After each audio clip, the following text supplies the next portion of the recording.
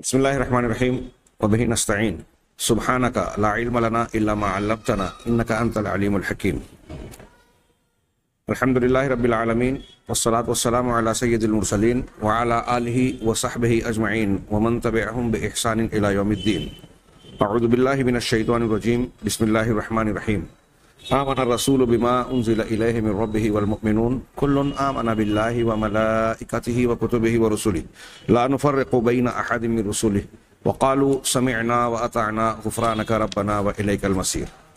سامعین کرام، پچھلے درس میں جناب محمد رسول اللہ صلی اللہ علیہ وسلم کے بعض ایسے معجزات کا ذکر ہوا جو کھانے پینے میں برکت اور معجزاتی طور پر اضافے کو لوگوں کی آنکھوں کے سامنے دیکھا گیا، اور یہ روایت جیسا کہ پچھلی آخری روایت میں نے حضرت انس رضی اللہ تعالیٰ عنہ کی اور اس میں حضرت عمر کی بھی روایت تھی ذکر کی کہ نبی کریم صلی اللہ علیہ وسلم نے ایک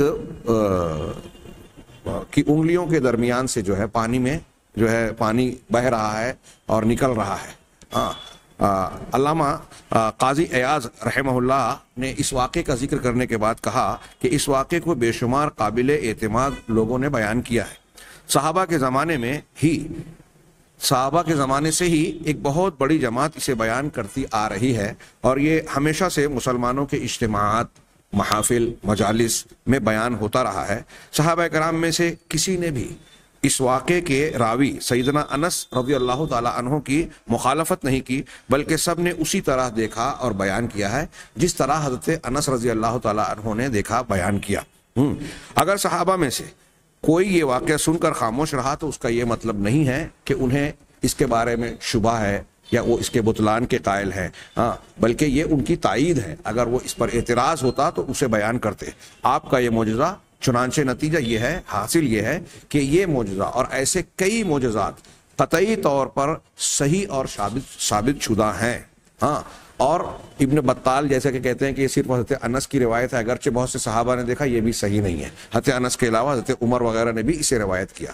تو یہ نبی کریم صلی اللہ علیہ وسلم کے ایسے معجزات ہیں جو بعض اہل علم کہتے ہیں کہ اس طرح کے واقعات تواتر کے درجے تک پہنچتے ہیں، جس کا انکار اصولی طور پر تو ممکن نہیں ہے۔ ہاں، کوئی ہٹ درمی کرتے ہوئے نہ مانے تو الگ بات ہے۔ یہاں ایک اور کسی قدر تفصیلی واقعے کا تذکرہ مجھے مناسب معلوم ہو رہا ہے کہ حضرت ابو ہریرہ رضی اللہ تعالیٰ عنہ کا واقعہ، جو اصحاب صفہ میں سے ایک تھے، بلکہ صفہ میں ایک نمایاں اور بڑی شخصیت تھے۔ حضرت ابو ہریرہ کہتے ہیں کہ اللہ کی قسم جس کے سوا کوئی معبود برحق نہیں۔ ایک دور ایسا تھا، یعنی ایک زمانہ حضرت ابو ہریرہ کہتے ہیں کہ ایسا تھا کہ میں بھوک کی وجہ سے زمین پر اپنے پیٹ کے بل لیٹ جاتا تھا، اور کبھی بھوک کی وجہ سے پیٹ پر پتھر باندھا کرتا تھا۔ پیٹ پر پتھر باندھنے کی مختلف وجوہات تھی، کچھ لوگوں کو اس میں اشکال نظر آتا ہے۔ آخر میں یہ ہمارے سامنے جو کتاب ہے اس میں اس پر تھوڑی سی گفتگو کی گئی ہے، اگر موقع رہا تو میں اس کا تذکرہ کروں گا۔ ایک دن میں اس راستے پر بیٹھ گیا جہاں سے صحابہ کرام رضی اللہ عنہم گزرتے تھے، راستے پر بیٹھ گیا۔ ابوبکر صدیق رضی اللہ تعالیٰ عنہ گزرے تو میں نے ان سے کتاب اللہ کی ایک آیت کے بارے میں سوال کیا۔ میرے سوال کرنے کا مقصد یہ تھا کہ وہ مجھے کچھ کھلا دیں۔ بظاہر آپ سوال پوچھ رہے ہیں قرآن کی ایک آیت کے بارے میں، لیکن حقیقی مقصد یہ تھا کہ اس سوال کی روشنی میں ابوبکر صدیق یا جن سے سوال کیا جا رہا ہے وہ یہ سمجھ جائیں کہ میں بھوکا ہوں اور وہ میری ضرورت پوری کر دیں۔ اس میں حسن طلب کا بھی انداز معلوم ہوتا ہے کہ حضرت ابو ہریرہ رضی اللہ تعالیٰ عنہ کی خودداری بھی دیکھیے، اور سوال کرنے سے، براہ راست مانگنے سے اجتناب کی خوبی بھی دیکھیے کہ بھوک ہے، شدت کی بھوک۔ اور بعض روایتوں میں یہ بھی ہے، بعد میں حضرت ابو ہریرہ مدینہ کے گورنر بنے تو کہتے تھے کہ آج یہ دور ہے، اور ایک دور تھا کہ میں بھوک کی وجہ سے زمین پر جو ہے اوندھا لیٹ جاتا تھا، شدت کی وجہ سے پیٹ اس طرح سے پیچک جاتا تھا، اور پتھر باندھنے کی وجہ بھی یہی ہوتی تھی کہ آنتے اور پیٹ درست رہتا ہے، اس سے کسی قدر سکون حاصل ہوتا ہے، پیٹ پر تکلیف کا بوجھ، خالی پن کا بوجھ کم محسوس ہوتا ہے۔ چنانچہ انہوں نے کہا کہ میں نے ان سے سوال کیا، مقصد تھا کہ مجھے کھانا کھلا دیں، براہ راست سوال نہ کیا۔ یہ ان کی خودداری اور ایک اعلیٰ انداز معلوم ہوتا ہے۔ مقصد یہ تھا کہ وہ مجھے کھانا کھلائیں، لیکن انہوں نے جواب دیا اور وہ چلے گئے۔ گویا ابوبکر صدیق رضی اللہ تعالیٰ عنہ حضرت ابو ہریرہ رضی اللہ تعالیٰ عنہ کا منشا سمجھ نہیں سکے اور نہ کچھ کیا، پھر عمر فاروق میرے پاس سے گزرے، میں نے ان سے بھی قرآن مجید کی ایک آیت کے بارے میں پوچھا، اور میرے پوچھنے کا مقصد صرف یہ تھا کہ وہ مجھے کچھ کھلا دیں، لیکن وہ بھی گزر گئے اور کچھ نہ کیا۔ اس کے بعد رسول اللہ صلی اللہ علیہ وسلم گزرے، اور آپ نے جب مجھے دیکھا تو مسکرا دیے، آپ نے دیکھ کر مسکرایا، اور آپ صلی اللہ علیہ وسلم میرے دل کی بات سمجھ گئے اور میرے چہرے کے آثار کو پہچان لیا۔ اس سے بالکل ظاہر ہے کہ نبی کریم صلی اللہ علیہ وسلم کا معاملہ دوسرے لوگوں سے یقیناً ممتاز، بلند اور اعلیٰ ترین تھا۔ آپ چہروں کو دیکھ کر حقائق سمجھ لیتے تھے۔ ہاں، پھر آپ صلی اللہ علیہ وسلم نے فرمایا، اے ابو ہریرہ، میں نے عرض کیا جی ہاں اے اللہ کے رسول۔ آپ نے فرمایا میرے ساتھ چلے آؤ، میرے ساتھ آ جاؤ۔ آپ چلنے لگے، میں بھی آپ کے پیچھے چلنے لگا۔ پھر آپ صلی اللہ علیہ وسلم گھر میں داخل ہوئے تو میں نے اجازت مانگی اور مجھے اجازت مل گئی۔ جب آپ گھر میں داخل ہوئے تو گھر سے ایک پیالے میں دودھ ملا۔ دیکھیے اللہ کے رسول صلی اللہ علیہ وسلم اپنے ساتھ لے گئے حضرت ابو ہریرہ کو۔ اب آپ اپنے گھر میں تشریف لے جا رہے ہیں، گھر میں جانے کے بعد آپ اگرچہ ساتھ میں تھے لیکن پھر سے اللہ کے رسول صلی اللہ علیہ وسلم سے اجازت طلب کر رہے ہیں کہ مجھے گھر میں آنے کی اجازت ہے۔ آپ نے اجازت دی تب داخل ہوئے۔ اس سے پتہ یہ چلا کہ گھر میں چاہے آپ صاحب مکان کے ساتھ ہی کیوں نہ ہو، داخل ہونے کے لیے اجازت طلب کرنی چاہیے۔ یہ بڑا اہم ادب ہے، قرآن نے بھی ان آداب کی طرف رہنمائی فرمائی ہے، لیکن ہمارے یہاں لوگ اس کے سلسلے میں گویا ایک طریقے کی بے توجہی اور لاپرواہی برتتے ہیں۔ ہاں، جب آپ گھر میں داخل ہوئے تو گھر سے ایک پیالے میں دودھ ملا، ایک پیالے میں دودھ ملا۔ آپ نے دریافت کیا کہ یہ دودھ کہاں سے آیا۔ ہاں دیکھیے، گھر میں ایک چیز نہیں تھی، مطلب اب ہے تو پوچھ رہے ہیں آپ، تو صاحب مکان اپنے گھر والوں سے پوچھ سکتا ہے کہ یہ چیز نہیں تھی، آئی تو کہاں سے آئی، تحقیق کرے۔ ہاں، انہوں نے، گھر والوں نے جواب دیا کہ فلاں مرد یا فلاں عورت نے آپ کے لیے تحفہ بھیجا ہے، ہدیہ بھیجا ہے۔ آپ صلی اللہ علیہ وسلم نے فرمایا کہ ابو ہریرہ، میں نے عرض کی جی ہاں اے اللہ کے رسول، فرمائیے۔ آپ نے فرمایا الحق الی اہل الصفہ فادعهم الی۔ ایک پیالہ دودھ ملا، پوچھنے پر پتہ چلا کہ یہ تحفہ ہے، صدقہ نہیں ہے۔ ہاں، تو آپ بھی پی سکتے تھے۔ تو اب آپ حضرت ابو ہریرہ کو متوجہ کر کے کہہ رہے ہیں کہ جاؤ صفہ میں جو صحابہ کرام ہیں مسجد نبوی میں، ان سب کو میرے پاس بلا لو۔ قال واہل الصفہ اضیاف الاسلام لا یأوون الی اہل ولا مال ولا علی احد۔ کہہ رہے ہیں کہ حقیقت یہ تھی کہ جو اہل صفہ تھے وہ اسلام کے مہمان تھے۔ ہاں، وہ کسی کے گھر میں پناہ ڈھونڈتے تھے، اور نہ مال اور نہ کسی اور پر ان کا کچھ ہے، یعنی وہ نہ کسی کے مہمان تھے، نہ کسی کے گھر ان کا کھانا پینے کا کوئی نظم تھا۔ ہاں، اور وہ کسی پر کوئی حق بھی نہیں رکھتے تھے، مسجد میں ان کا قیام ہوتا تھا۔ ولا علی احد، ہاں، اور کسی پر کوئی چیز ان کا حق بھی نہیں تھا۔ اذا اتتہ صدقۃ بعث بها الیہم، جب کوئی صدقہ آتا تو نبی کریم صلی اللہ علیہ وسلم وہ انہی کے پاس بھیجتے تھے، اور اس میں سے خود کچھ نہ رکھتے تھے۔ صدقے کی رقم اور صدقے کی چیز ہوتی تو خود استعمال نہیں فرماتے۔ اور جب آپ کے پاس کوئی تحفہ آتا تھا، اب یہ دودھ بھی تحفہ تھا، تو آپ ان کو بلا لیتے، یعنی ان کو بھی تحفے میں شریک کرتے اور خود بھی شریک ہوتے، اور خود بھی اس سے کھاتے، اور انہیں بھی اس میں شریک کرتے تھے۔ گویا حضرت ابو ہریرہ نے اللہ کے رسول صلی اللہ علیہ وسلم کی یہ عادت مبارکہ بتائی کہ کوئی چیز آتی تو صفہ کے لوگوں کو بیچتے صدقے کے طور پہ، اور اگر تحفہ آتا تو انہیں بلاتے، تو انہیں بھی کھلاتے پلاتے اور خود بھی کھاتے۔ اب دودھ ملنے کے بعد اللہ کے رسول صلی اللہ علیہ وسلم جب حضرت ابو ہریرہ سے کہہ رہے ہیں کہ صفہ کے لوگوں کو بلا لو، تو یہ بات واضح تھی کہ اس دودھ میں وہ اصحاب صفہ کو بھی شریک کرنا چاہ رہے ہیں۔ ہاں، چنانچہ مجھے یہ بات ناگوار گزری، حضرت ابو ہریرہ کہہ رہے ہیں کہ مجھے برا لگا، ناگوار گزری کہ پورے صفہ کو بلا رہے ہیں، ایک پیالہ دودھ ہے، میں کب سے بھوکا ہوں۔ ہاں، اور میں نے سوچا کہ اس دودھ کی مقدار کتنی ہے کہ سارے صفہ والوں میں تقسیم ہو۔ میں اس کا زیادہ حقدار تھا تاکہ اسے پی کر، اسے استعمال کر کے کچھ قوت حاصل کرتا۔ یہاں پینے کا ترجمہ صاحب کتاب نے کیا ہے۔ ہاں، لکھنؤ والے، پرانی اردو والے اس کا لحاظ کرتے تھے کہ بڑی عمر کو والوں کے لیے دودھ کا استعمال کرنا کہتے ہیں، اور بچوں کے لیے جو شیر خواری کی مدت ہوتی ہے دودھ پینے کی، اس کے لیے دودھ پینا کہتے ہیں۔ لیکن اب آج کل یہ فرق مٹ گیا، لوگ بڑوں کے لیے بھی پینے کا لفظ کا استعمال کرتے ہیں۔ بہرحال عربی کے اعتبار سے دودھ پیا بھی جاتا ہے، کھایا بھی جاتا ہے۔ بہرحال کہتے ہیں کہ یہ میں اسے استعمال کر کے کچھ قوت حاصل کرتا۔ جب صفہ والے آئیں گے، حضرت ابو ہریرہ کہہ رہے ہیں کہ جب صفہ والے آئیں گے تو آپ مجھے حکم دیں گے کہ میں یہ دودھ ان کو دوں۔ ہاں، اور شاید اس وقت میرے لیے کچھ نہ بچے۔ گویا یہ بھی سمجھ رہے تھے ابو ہریرہ کہ چونکہ میں بلانے جا رہا ہوں، میں درمیان کا ہوں، تو میرے ذریعے سے ان کو پینے کے لیے اللہ کے رسول صلی اللہ علیہ وسلم استعمال کے لیے دودھ دیں گے، تو جب اصحاب صفہ اسے استعمال کریں گے تو میرے لیے تو بچے گا ہی نہیں. ہاں کہا لیکن اللہ اور اس کے رسول کی اطاعت کے سوا کوئی راستہ بھی نہیں تھا.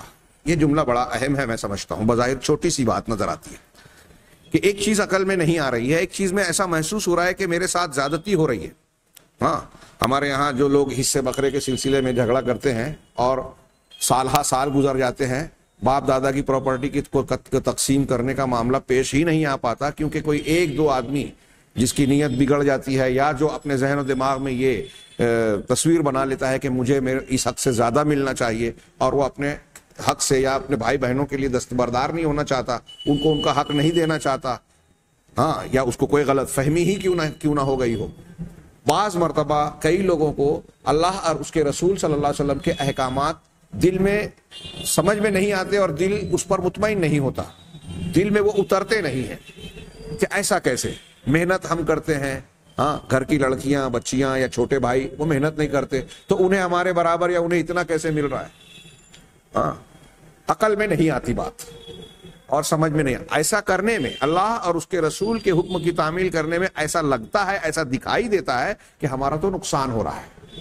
حضرت ابو ہریرہ بھی اس مرحلے میں وہی ہے، لیکن صحابہ کرام کا مزاج دیکھیے کہ اللہ کے رسول صلی اللہ علیہ وسلم نے جب یہ کہا تو دل میں یہ بات تو پیدا ہوئی کہ میں سب کو بلا لوں گا تو انہیں دودھ تقسیم ہو جائے گا، میں اتنی دیر سے اتنا شدید بھوک کا شکار ہوں، مجھے دودھ ملے گا ہی نہیں. لیکن چونکہ اللہ اور اس کے رسول صلی اللہ علیہ وسلم کا معاملہ تھا، لیکن اللہ اور اس کے رسول کی اطاعت کے سوا کوئی راستہ بھی نہیں تھا. یہ صحابہ کا مزاج ہے کہ ہم کو کتنا بھی کوئی معاملہ دشوار، دقت والا، نقصان والا لگے، اگر اللہ اور رسول کے حکم کی بات ہے تو ان کی اطاعت لازم ہے، سب چیزوں پر اس کو ترجیح دی جائے گی. یہ ہے ایمان، یہ ہے اللہ کے نبی جناب محمد رسول اللہ صلی اللہ علیہ وسلم کی صحیح اتباع اور محبت، جو آج بہت سارے محبت کے دعوے دار جس سے تہی دست اور خالی دامن ہے. کہا چنانچہ میں ان کے پاس آیا، اصحاب صفہ کے پاس، حضرت ابو ہریرہ، ہاں، اور ان کو اپنا آپ صلی اللہ علیہ وسلم کا پیغام دیا کہ آپ صلی اللہ علیہ وسلم آپ لوگوں کو بلا رہے ہیں. وہ آ گئے اور پھر آنے کے بعد گھر میں داخلے کی اجازت مانگی. ان کو اجازت مل گئی، وہ گھر میں اپنی اپنی جگہ بیٹھ گئے. آپ صلی اللہ علیہ وسلم فرمایا ابو ہریرہ، میں نے عرض کیا ہاں اللہ کے رسول خطاب کر رہے ہیں اور یہ متوجہ ہو رہے ہیں، لبیک کہہ رہے ہیں. ہاں آپ نے فرمایا خذ فاعتہم، کہ اسے یعنی دودھ کو پکڑو، دودھ لو اور ان کو دے دو، ان کو پلاؤ، ان کو سیراب کرو، ان کو آسودہ کرو. حضرت ابو ہریرہ رضی اللہ تعالیٰ عنہ فرماتے ہیں کہ میں نے پیالہ پکڑا اور ایک ایک کو دینے لگا، ایک کو پیالہ دیا. جب ایک بندہ دودھ استعمال کر کے یہاں پی کر سیر ہو جاتا تو پیالہ مجھے واپس کر دیتا. ایک آدمی اصحاب صفہ میں سے اس کو پیتا اور جب خوب سیر ہو گیا تو پیالہ حضرت ابو ہریرہ کے ہاتھ میں دیا. پھر دوسرا شخص سیر ہو کر پیتا اور پیالہ مجھے واپس لوٹا دیتا. پھر تیسرا شخص سیر ہو کر پیتا اور پیالہ مجھے واپس لوٹا دیتا. اسی طرح سب کو پلاتا ہوا میں نبی کریم صلی اللہ علیہ وسلم تک پہنچا.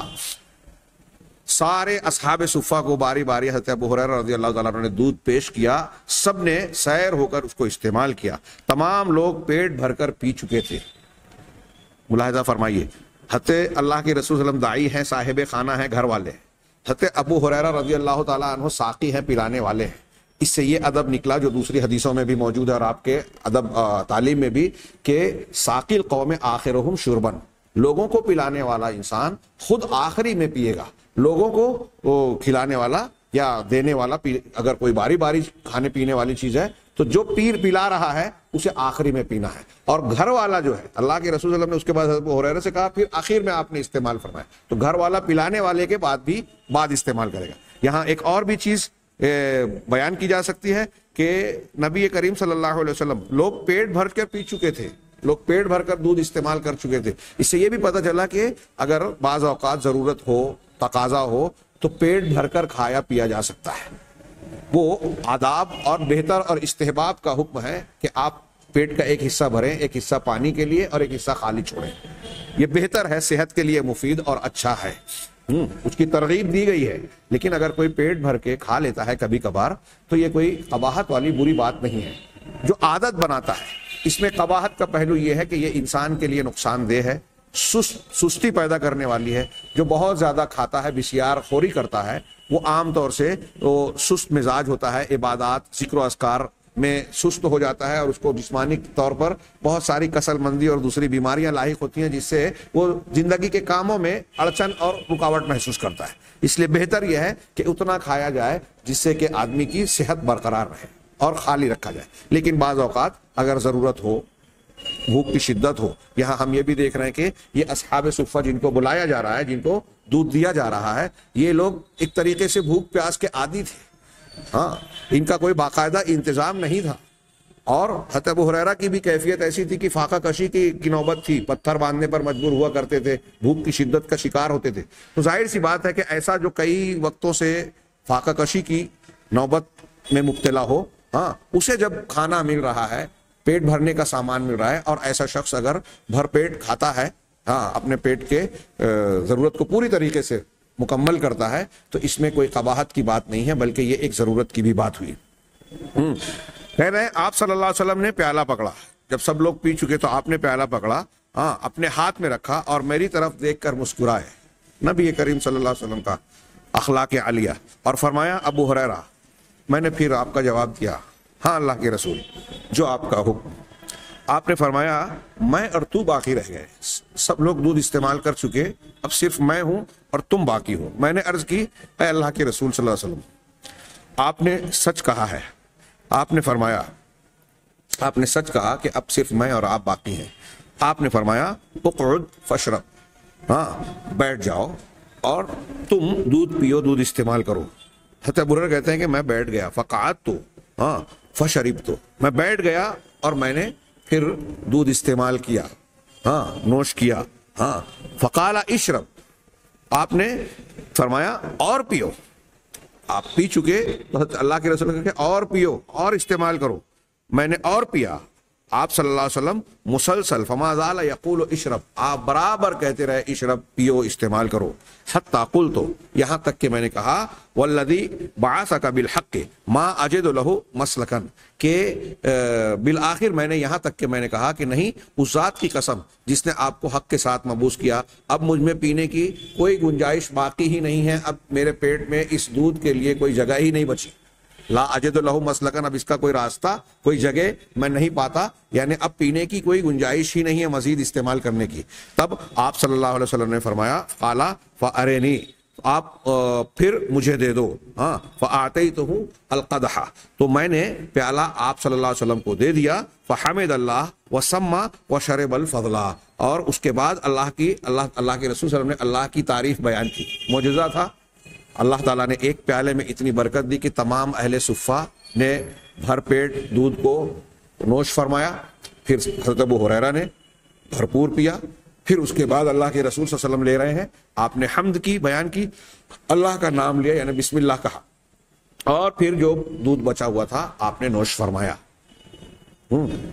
کتنے عظیم باتیں ہیں یہ. تشریح کرتے ہوئے صاحب کتاب نے بیان کیا کہ اس میں حضرت ابو ہریرہ اپنے بارے میں بیان کر رہے ہیں کہ کبھی کبھی بھوک کی شدت کی وجہ سے یہ برا حال ہوتا تھا، جو ہم نے پڑھا کہ زمین پر پیٹ زمین کے ساتھ لگا لیتا تھا، یا کبھی پیٹ پر پتھر باندھ دیتا تھا. حضرت ابو ہریرہ کا قسم اٹھا کر یہ بات کرنے کا مقصد اپنی بات میں تاکید اور وزن پیدا کرنا ہے. ایک اور روایت جس کے راوی بھی حضرت ابو ہریرہ ہی ہے، فرماتے ہیں کہ لتاتی علی احدنا الیام ما یجد طعاما یقیم به صلبہ، کہ بسا اوقات ہم میں سے کسی ایک پر ایسے دن بھی آتے تھے کہ کھانا نہ ملنے کی وجہ سے وہ اپنی کمر سیدھی نہیں کر پاتا تھا، یہاں تک کہ وہ پتھر لیتا اور اسے اپنے خالی پیٹ پر رکھ کر ایک کپڑے سے باندھ لیتا تاکہ اس کی کمر سیدھی رہے. کوئی وجہ بھی بتائی حضرت ابو ہریرہ نے. ہاں، اس سے جسم کو اعتدال میں لانے اور سیدھا کھڑا ہونے میں، کمر سیدھی کرنے میں مدد ملتی ہے. یا اس کا ایک فائدہ یہ بھی ہو سکتا ہے کہ پیٹ میں جو تھوڑی سی خوراک موجود ہے وہ پیٹ پر پتھر ہونے کی وجہ سے ایک جگہ پر رہے اور پیٹ میں زیادہ حرکت نہ کرے. ہاں، اسی طرح ایک فائدہ یہ بھی ہے کہ اس سے آنتیں سیدھی رہتی ہیں اور کمزوری کا احساس کم ہوتا ہے. پیٹ جو ہلکا اور خالی پن محسوس ہوتا ہے پتھر کے بوجھ سے وہ اس میں کمی آ جاتی ہے، یا بھوک کی شدت میں کمی ہو جاتی ہے۔ مزید اس میں نفس پر کو قابو میں رکھنے اور اس کی اصلاح کی طرف بھی اشارہ ہے کہ انسان کا پیٹ مٹی کے سوا کسی اور چیز سے نہیں بھر سکتا۔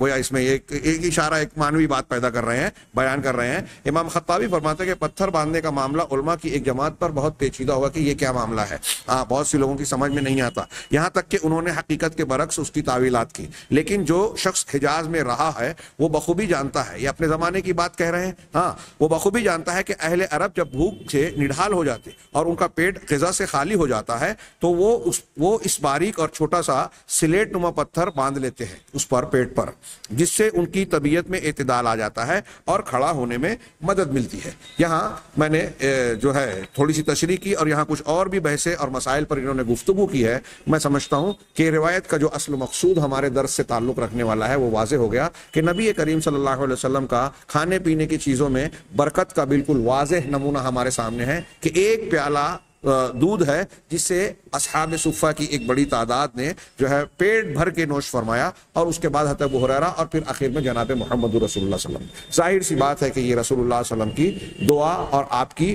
برکت کا نتیجہ تھا۔ حقیقی طور پر دنیا کا کوئی انسان ایسا نہیں کر سکتا، یہ آپ کا بہت ہی واضح اور کھلا ہوا معجزہ اور آپ کی سچائی کی نشانی ہے۔ ایک اور روایت میں اس سلسلے کی مزید پیش کر کے آج کے درس کو آگے بڑھاتا ہوں، اور میں سمجھتا ہوں کہ یہ جو علامہ ابن تیمیہ اور شیخ الاسلام محمد بن عبد الوہاب نے اس کو سرسری کہہ دیا کہ اس سلسلے میں بہت سی حدیثیں ہیں، تو یہ بطور نمونہ کے میں سمجھتا ہوں کافی ہوں گی۔ سیدنا جابر رضی اللہ تعالیٰ عنہ سے روایت ہے کہ جب مدینے کے ارد گرد خندق کھودی گئی، غزوہ احزاب کے موقع پر جو خندق کھودی جا رہی تھی دشمنوں سے بچاؤ کے لیے، تو میں نے رسول اللہ صلی اللہ علیہ وسلم کو بھوکا دیکھا۔ حضرت جابر وغیرہ کی یہ روایت جو ہے بخاری اور مسلم کی بڑی مشہور روایت ہے۔ کھانے میں اضافے کی، ابھی تک ہم نے پانی اور دودھ کی ایک مثالیں، دو مثالیں دیکھی، اب ایک کھانے کی مثال دیکھیں کہ وہ کہتے ہیں کہ میں نے رسول اللہ صلی اللہ علیہ وسلم کو دیکھا، آپ بھوکے ہیں، آپ کے پیٹ پر پتھر بندھے ہوئے ہیں۔ چنانچہ میں اپنی بیوی کے پاس آیا، میں نے اس سے پوچھا کیا تیرے پاس کوئی چیز ہے، کھانے پینے کی کوئی چیز ہے، کیونکہ میں نے رسول اللہ صلی اللہ علیہ وسلم کو دیکھا ہے کہ آپ شدید بھوکے ہیں۔ دوسری روایتوں میں یہ ذکر ہے کہ آپ اس وقت پیٹ پر پتھر باندھے ہوئے تھے، دو پتھر مجھے یاد پڑتا ہے۔ حضرت جابر فرماتے ہیں کہ اس نے ایک تھیلا نکالا جس میں 1 سا جو تھے، 1 سا ہمارے یہاں کے اعتبار سے کم و بیش 2.5 کلو 1 سا جو تھے۔ ہمارے پاس ایک بکری کا بچہ تھا، گھر میں 1 سا جو ہے، بکری کا ایک بچہ تھا، میں نے اسے ذبح کیا۔ حضرت جابر نے اسے ذبح کر دیا، میری بیوی نے جو کا آٹا پیسا، وہ بھی میرے ساتھ ہی فارغ ہوئی، پھر میں نے اس کا گوشت بنایا اور پکنے کے لیے گوشت بنا دیا کاٹ کوٹ کے، اور پکنے کے لیے ہانڈی میں ڈالا۔ اس کے بعد میں رسول اللہ صلی اللہ علیہ وسلم کی خدمت میں حاضر ہوا۔ میری بیوی مجھے کہنے لگی جب آپ گھر سے نکلنے لگے کہ مجھے رسول اللہ صلی اللہ علیہ وسلم اور آپ کے ساتھیوں کے سامنے رسوا نہ کرنا۔ بیوی کی ذہانت اور اس کا حسن ادب دیکھیے کہ دیکھیے مجھے اللہ کے رسول صلی اللہ علیہ وسلم اور صحابہ ان کے ساتھیوں کے سامنے رسوا نہ کرنا، یعنی کھانا اتنا تھوڑا سا ہے، 1 سا کھجور کا، 1 سا جو کا جو ہے آٹا ہے، اتنی روٹی بن پائے گی، اور پھر سامنے ایک بچہ بکری کا۔ ظاہر سی بات ہے کہ صحابہ کرام کی تعداد کافی کچھ ہے، تقریباً کہتے ہیں کہ 3000 کی تعداد تھی وہاں۔ تو اب بڑی تعداد اگر آ جائے تو یہ بے عزتی کی بات ہوگی کہ ہم نے دعوت تو دے دی اور کھانا تھوڑا ہی سا ہو، سب کے لیے کافی نہ ہو سکے۔ اس لیے خاتون خانہ نے، حضرت جابر کی اہلیہ نے کہا کہ دیکھیے مجھے اللہ کے رسول صلی اللہ علیہ وسلم اور صحابہ کے سامنے، ان کے ساتھیوں کے سامنے رسوا نہ کرنا، بے عزت نہ کرنا۔ جابر فرماتا ہے کہ میں آپ کے پاس پہنچا، رسول اللہ صلی اللہ علیہ وسلم کے پاس پہنچا، میں نے چپکے سے عرض کی اے اللہ کے رسول، ہم نے بکری کا ایک بچہ ذبح کیا ہے اور میری بیوی نے 1 سا آٹے کا تیار کیا ہے، جو ہمارے پاس تھا، آپ چند آدمیوں کو ساتھ لے کر تشریف لائیے۔ چپکے سے حضرت جابر کہہ رہے ہیں، مجموعہ اگر جماعت ہو تو وہاں کسی ایک سے چپکے سے بات کرنے کا جواز ہے، لیکن اگر 3 ہو تو 2 الگ ہو کر آپس میں اس طرح سرگوشی کریں کہ تیسرے کو شک شبہ ہو، برا لگے، یہ منع ہے، الا یہ کہ اجازت دی جائے۔ یہ سن کر رسول اللہ صلی اللہ علیہ وسلم نے بلند آواز سے پکارا اور فرمایا یا اہل الخندق ان جابرا قد صنع لكم سورا فحیا حلم بكم، کہہ رہے ہیں خندق والو، جابر نے تمہاری دعوت کی ہے، سب چلو، اور آپ صلی اللہ علیہ وسلم نے فرمایا سب چلے آؤ ساتھ ساتھ، حیا حلا بکم، ہاں آپ سب کے سب چلو ہمارے ساتھ. ہاں وقال رسول اللہ صلی اللہ علیہ وسلم، اور دوسری طرف اللہ کے رسول صلی اللہ علیہ وسلم نے حضرت جابر کو خطاب کر کے کہا کہ لا تنزلن برمتکم ولا تخبزن عجینتکم حتی اجیع، کہ تم اپنی ہانڈی کو چولہے سے اتارنا نہیں، جو پکنے کے لیے ہانڈی رکھی ہے گوشت کی اس کو اتارنا نہیں، اور نہ ہی روٹی پکانا یہاں تک کہ میں آ جاؤں، میرے آنے تک تم یہ کام کرنا نہیں. ہاں حضرت جابر فرماتے ہیں میں گھر آیا اور رسول اللہ صلی اللہ علیہ وسلم بھی تشریف لے آئے اور لوگ بھی آ رہے تھے. میں اپنی بیوی کے پاس آیا اور اسے بتایا کہ ایسا ایسا واقعہ ہوا. وہ بولی تم ہی ذلیل ہو جاؤ گے، تم ہی، یعنی گویا بیوی نے پلٹ کر گویا ایک طریقے کی ناراضگی کا اظہار کیا کہ تمہارا ہی معاملہ ہے، یعنی جب تم نے اتنے سارے لوگوں کو بلا لیا ہے تو اب تو یہ بے عزتی کی بات ہوگی اور تمہاری بے عزتی ہوگی. ہاں میں نے کہا میں نے تو وہی کیا تھا، ہاں جو تو نے کہا تھا میں نے ویسے ہی کیا تھا. اللہ کے رسول صلی اللہ علیہ وسلم کو چپکے سے کہا اور بتایا تھا کہ اتنا کم ہے. ہاں میں نے رسول اللہ صلی اللہ علیہ وسلم کے سامنے اپنا آٹا حاضر کیا، جب آپ پہنچے تو اپنا آٹا پیش کیا. فبصق فیہا وبارکا، ہاں آپ صلی اللہ علیہ وسلم نے اپنا لعاب ڈالا اور برکت کی دعا کی. میں عربی عبارت چھوڑتا ہوں، صحیح بخاری مسلم کی روایت ہے. آپ نے اس میں اپنا لعاب ڈالا، تھکایا، ہاں اور برکت کی دعا فرمائی. پھر آپ صلی اللہ علیہ وسلم نے ہماری ہنڈیا کی طرف گئے. وہ جو چولہے پر جو ہانڈی تھی آپ اس کی طرف تشریف لے گئے، اس میں بھی اپنا لعاب ڈالا اور برکت کی دعا کی اور فرمایا ایک روٹیاں پکانے والی اور بلا لے، روٹی پکانے والی کسی خاتون کو اور بلا لو. ہاں اور برکت کی دعا کی اور فرمایا کیا کہ جو تیرے ساتھ مل کر روٹیاں پکائے. حضرت جابر کی اہلیہ سے کہا کہ ایک روٹی پکانے والی کسی عورت کو اور بلا لو، تم ساتھ میں مل کر روٹی بناؤ، اور ہانڈی چولہے سے مت اتارنا، چولہے پر رہنے دینا، بلکہ اوپر ہی سالن ڈالتی جانا، اوپر ہی سے سالن ڈالتی جانا. جابر رضی اللہ تعالیٰ عنہ فرماتے ہیں مطلب اوپر سے نکالتے جانا، ہاں ان کو اتارنا نہیں. وہ صحابہ کرام 1000 تھے اور میں قسم کھاتا ہوں کہ سب نے کھایا اور واپس چلے گئے، لیکن ہماری ہانڈی اس طرح ابل رہی تھی اور ہمارا آٹا اسی طرح تھا، یعنی روٹیاں بن رہی تھی. ہانڈی سے بار بار جو ہے نکالا جا رہا ہے اور وہ کھانا دیا جا رہا ہے اور اس میں کمی نہیں. میں نے 3000 کہہ دیا، یہاں روایت میں 1000 کی تعداد کا ذکر ہے. اور پھر لوگ کھاتے، ایک جماعت کھاتی، وہ کھا کے فارغ ہوتے، دوسری جماعت آتی. ہاں ہانڈی سے برابر کھانا نکالا جا رہا ہے اور اس چولہے پر روٹیاں برابر سینکی جا رہی ہے. یہ سلسلہ مسلسل قائم اور جاری رہا. اس حدیث میں اسی طرح کا معجزہ بیان ہوا ہے جس طرح کے بے شمار معجزات کا تذکرہ سابقہ احادیث میں گزر چکا. یہاں صاحب کتاب کہہ رہے ہیں یعنی تھوڑے سے کھانے کا اتنا زیادہ ہو جانا کہ ایک بڑی جماعت اس سے مستفید ہو جاتی تھی. لیکن اس حدیث میں خاص چیز یہ بیان ہوئی ہے کہ 10 آدمیوں کا کھانا 3000 لوگوں نے کھایا اور اس کے باوجود وہ بچ گیا. یہ چلے میں کہہ رہے ہیں روایت میں 1000 ہے، مجھے یاد پڑتا ہے یا لگ رہا ہے کہ یہ 1000 کھانے کے بعد مزید بقیہ لوگ آئے، اس طرح 3000 لوگوں نے کھایا غالباً. امام نووی رحمہ اللہ فرماتے ہیں کہ جابر رضی اللہ تعالیٰ عنہ کی اس کھانے کی ذکر والی حدیث میں بے شمار فوائد اور قواعد بیان کیے گئے ہیں. یعنی حدیث کو اگر ہم دیکھیں تو بہت سارے فائدے اور بہت سارے قواعد ہیں. مثلا رسول اللہ صلی اللہ علیہ وسلم کی نبوت کی ایک واضح دلیل اور پھر یہ ایک دلیل دیگر بے شمار دلائل اپنے ضمن میں لیے ہوئے ہے، یعنی کھانے کا بڑھ جانا. یہاں اور بھی کئی چیزیں قابل ملاحظہ ہو سکتی ہیں کہ اللہ کے نبی جناب محمد رسول اللہ صلی اللہ علیہ وسلم سید المرسلین ہیں، آپ کے صحابہ سابقین اولین ہیں. آپ دیکھ سکتے ہیں اس واقعے میں اور ایسے کئی واقعات میں. پچھلی جو روایت ہم نے بیان کی کہ حضرت ابو ہریرہ ہیں، وہ بھی اپنے پیٹ پر پتھر باندھے ہوئے ہیں. صحابہ کرام اور یہ نبی کریم صلی اللہ علیہ وسلم کا بھی یہاں احزاب میں ایسا ہی معاملہ ہے. اللہ تبارک و تعالیٰ کے سب سے زیادہ مقرب، سب سے زیادہ فضیلت والے بندے بھوک پیاس کی شدتوں سے گزر رہے ہیں.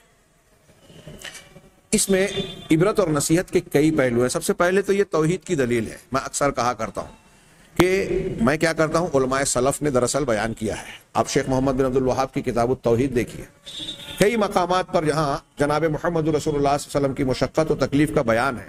جیسے آپ خیبر کا محاصرہ کیے ہوئے ہیں، اور ظاہر سی بات ہے کہ محاصرے میں دقت، پریشانی، مشقت اٹھانی پڑ رہی ہے.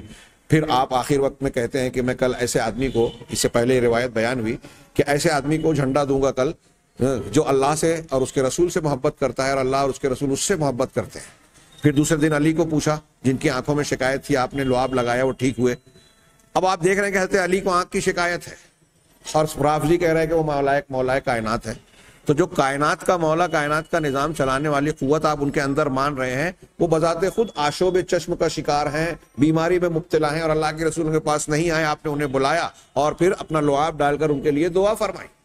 خود رسول اللہ صلی اللہ علیہ وسلم مشقت اٹھا رہے ہیں۔ یہاں ہم دیکھ رہے ہیں کہ اللہ کے رسول صلی اللہ علیہ وسلم خود بھوکے ہیں، صحابہ کرام بھوکے ہیں۔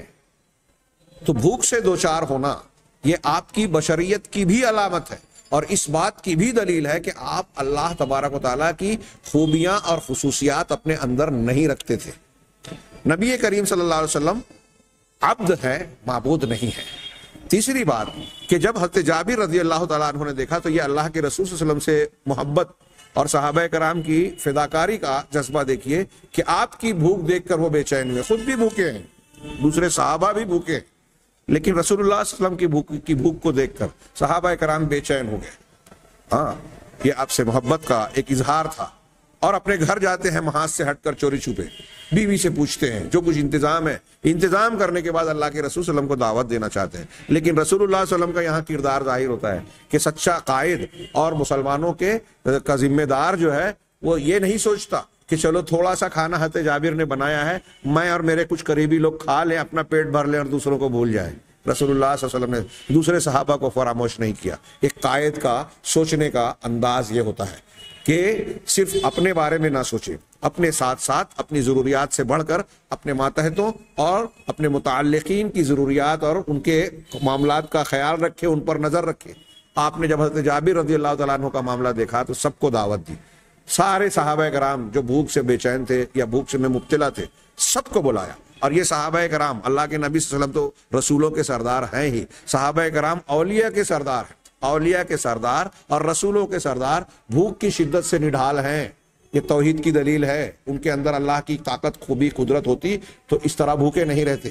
خندق کھود کر دشمنوں سے بچاؤ کے لیے تدبیر اور انتظام کرنے کی ضرورت نہیں پڑتی، بلکہ بیٹھ جاتے، اور جیسے ہمارے ہاں لوگ اولیاء اور بزرگان دین کے بارے میں کہتے ہیں کہ ان کو جلال آ گیا، جوش آ گیا تو یہ گھور کر دیکھا اور پہاڑ پھینک کر مار دیا، اس طرح کی کرامت کی، ایسا کچھ اگر معاملہ ہوتا تو نبی کریم صلی اللہ علیہ وسلم بھی بیٹھ کر جو ہے وہ مدینہ کی پہاڑیوں کو بولتے کہ آنے والے لشکر کو جو ہے تباہ کر دیا جائے، برباد کر دیا جائے۔ آپ نے ایسا نہیں کیا اور نہ کر سکتے تھے، الا یہ کہ اللہ چاہے۔ آپ خندق کھود رہے ہیں سلمان فارسی کے مشورے کے بعد، یعنی آپ بھی دنیاوی تدابیر کو، طریقوں کو، حکمتوں کو، پہلوؤں کو اختیار کر رہے ہیں۔ بہرحال ان سب چیزوں کو، ایسی بہت ساری چیزیں علامہ نووی جو کہہ رہے ہیں کہ اس میں بہت سارے دلائل ہیں، بہت سارے مسائل ہیں، تو میں اپنے طور پر کچھ چند مسائل کا تذکرہ کیا۔ یہاں صرف اتنا ذکر کیا گیا کہ اس میں اللہ کے نبی صلی اللہ علیہ وسلم کی سچائی اور آپ کے سچے رسول نبی برحق ہونے کی بڑی واضح نشانی ہے کہ کھانا اتنا بڑھ گیا۔ اس کھانے کے بڑھنے کے ضمن میں بھی کئی پہلو پیش کیے جا سکتے ہیں۔ حالانکہ رسول اللہ صلی اللہ علیہ وسلم کو علم تھا کہ کھانا چند آدمیوں کے لیے ہے، ایک چھوٹا سا بچہ بکری کا ہے گوشت کی شکل میں، اور 1 سا آٹا ہے، بس اس سے زیادہ نہیں۔ اس کے باوجود آپ نے تمام صحابہ کرام کو چلنے کے لیے کہا، سب کو دعوت دی، سب کو شریک کیا، اور نہ صرف یہ کہ سارے لوگوں نے کھایا، 1000 یا 3000 لوگوں نے کھانا کھایا، ہاں شکم سیر ہو کر استعمال کیا، کھانا کھایا، اس کے باوجود وہ ہانڈی اور وہ آٹا ویسا ہی رہا، اس کی روٹیاں پکتی رہی اور اس کے ہانڈی سے برتن اور سالن اور گوشت نکلتا رہا۔